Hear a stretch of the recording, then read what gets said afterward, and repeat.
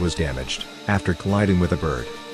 The story begins on October 16, when Israel announced that its aircraft had struck a Syrian SAM battery near Damascus that had fired 2 hours earlier on Israeli reconnaissance planes flying over Lebanon. The attack damaged the missile battery, and no Israeli aircraft were hit, according to Israel.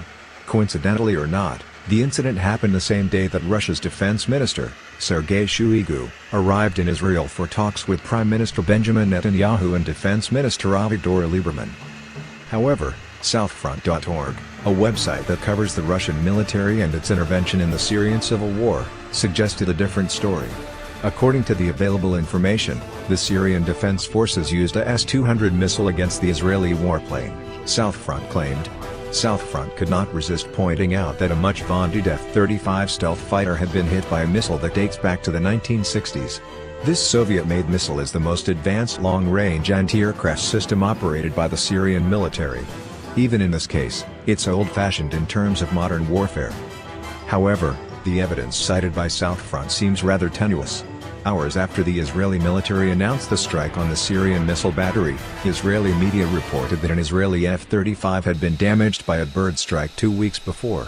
The plane reportedly landed safely, but the Israeli Air Force did admit that it wasn't sure whether the plane will fly again. Israel has taken delivery of only 7 F-35s so far, with a total of 50 on order. The incident allegedly took place 2 weeks ago but was publicly reported only on October 16, Southfront noted. However, Israeli sources were not able to show a photo of the F-35 warplane after the bird collision. Southfront didn't explain why the Israeli Air Force would feel a need to release a photo of a damaged stealth aircraft.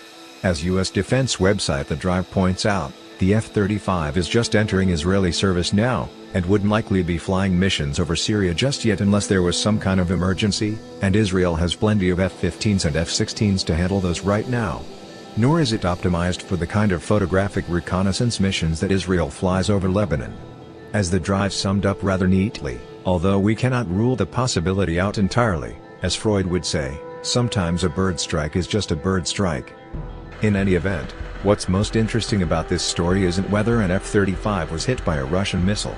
Like the existence of UFOs, the story may or not be true, but we need more than circumstantial evidence to give it any credence. No, the interesting part